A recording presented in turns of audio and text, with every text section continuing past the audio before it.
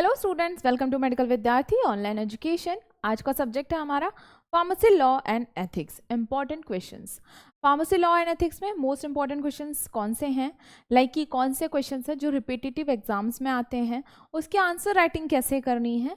थोड़ा सा ये थियोरेटिकल सब्जेक्ट है, लाइक कि इसमें थोड़ा सा थियोरी ज़्यादा ही लिखना होता है, तो आप किस तरीके से लिखें कि आपको ज़्यादा मार्क्स मिल पाएँ ये हम बताएंगे और आंसर्स भी बताएंगे क्वेश्चंस के साथ। Define term law and ethics. Law और एथिक्स की डेफिनेशन लिखनी है। फर्स्टली लॉ और एथिक्स होता क्या है? लॉ जो कि गवर्नमेंट की साइड से डिसाइड होता है, लाइक कि जो सरकार निर्धारित करती है, लाइक प्रोटेक्ट करने के लिए सिटीजन।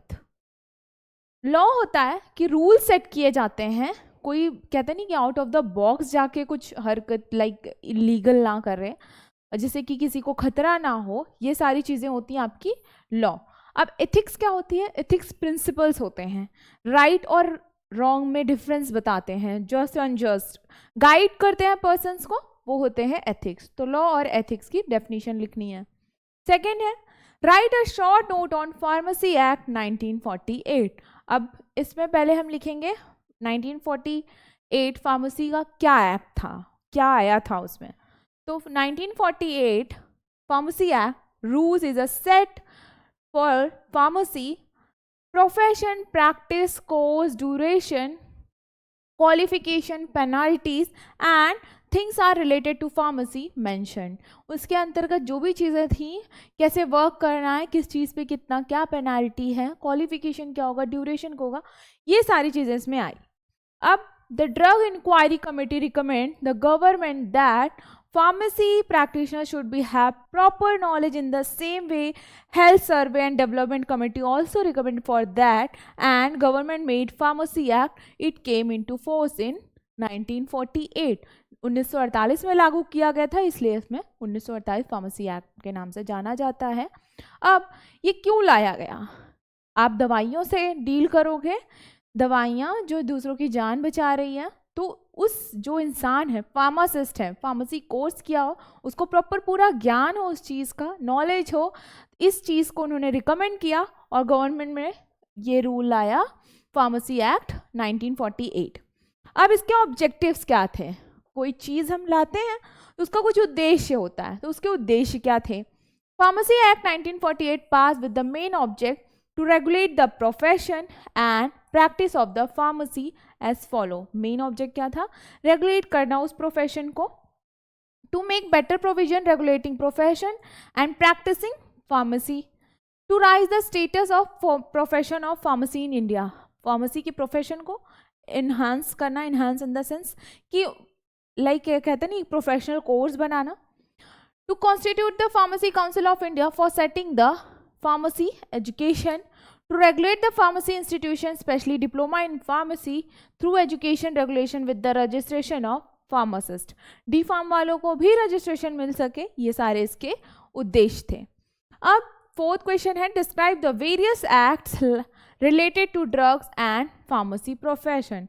अब डिफरेंट एक्ट्स हैं फार्मेसी प्रोफेशन के अंदर, फार्मेसी लॉ एथिक्स में आपने पढ़ा होगा, एनडीपीएस एक्ट है, फार्मेसी एक्ट है, तो उन एक्ट्स के बारे में यहाँ पे आपको मेंशन करना है, थोड़ा सा आपको यहाँ ब्रीफ देना है। वो एक्ट कौन कौन से थे? आर.एन. चोपड़ा थे इनके चेयरमैन। तो फार्मेसी एक्ट 1948, इसके पहले मैंने बताया, वो एक्ट मेंशन कर दोगे। Drug and cosmetic act, DPCO act भी है एक अपना, 1940 एंड 1945। नारकोटिक, एनडीपीएस मैंने बताया। Drugs and magic remedies act 1954। तो आपको एटलीस्ट 10 एक्ट तो याद होना चाहिए इस क्वेश्चन के लिए, तो वो 10 एक्ट आप यहाँ पे मेंशन करोगे और थोड़ा सा शॉर्ट नोट लिखोगे, ये आंसर कंप्लीट हो जाएगा। फिर है आपका right a short note on NDPS act 1985 and rules. NDPS narcotic drugs and psychotropic substance act, तो इसके बारे में आपको शॉर्ट नोट लिखना है। तो फर्स्टली आपको शॉर्ट ब्रीफ देना है 4 to 5 लाइन्स में, फिर आपको ऑब्जेक्टिव देना है कि उद्देश्य क्या है। कोई भी चीज़ लाते हैं, कोई भी रूल बनाते हैं, उसके पीछे एक मोटिव होता है, उद्देश्य होता है, तो वो ऑब्जेक्टिव लिखोगे। Firstly the central acts like opium act 1857, 1878, dangerous drugs 1930 were erected long time age. NDPS act क्यों लाया गया होगा अगर हम कॉमन सोचें तो, लाइक कि ड्रग अब्यूज ना हो, नशे के तरीके से ना यूज़ करें लोग ओपीएम का, ये सारी चीज़ें लाई गई। उसकी मैन्युफैक्चरिंग, उसकी सारी चीज़ों को रेगुलेट कौन करेगा? Government bodies. तो इसलिए ये एक्ट लाया गया। अगर इन जनरल आपको नहीं याद है तो ये लिखना है, वरना आपको प्रॉपर शॉर्ट नोट लिखना है। Objective to aim consolidate the law related to narcotic drugs, NRX drugs के लिए, to control, prohibit, regulate the operation related to NDPS, to make stringent provision to control, regulate operation activities for narcotic drug and psychotropic substance, जो हमारे CNS पे direct trigger करता हो, हमारे brain पे effect डालता हो, हमारी एक्टिविटीज़ को स्लो डाउन करता हो, सिडेशन कॉज करता हो, बार्बिचुरेट्स हो गए, आपके स्लीपिंग पिल्स हो गए, इन सारी चीज़ों को रेगुलेट किया गया। To provide licensing system to regulate cultivation, manufacturing, export, import, sale, transportation of narcotropic and psychotropic substances, इन सारी चीज़ों के लिए लाइसेंस लगने लगा। To provide a mechanism for the implementation of the provision of the International Convention of NDPS, तो ये हो गए उसके उद्देश्य। तो इस तरीके से ये आंसर आपका कंप्लीट हो जाएगा। अब है describe the prohibition, control and regulation of NDPS।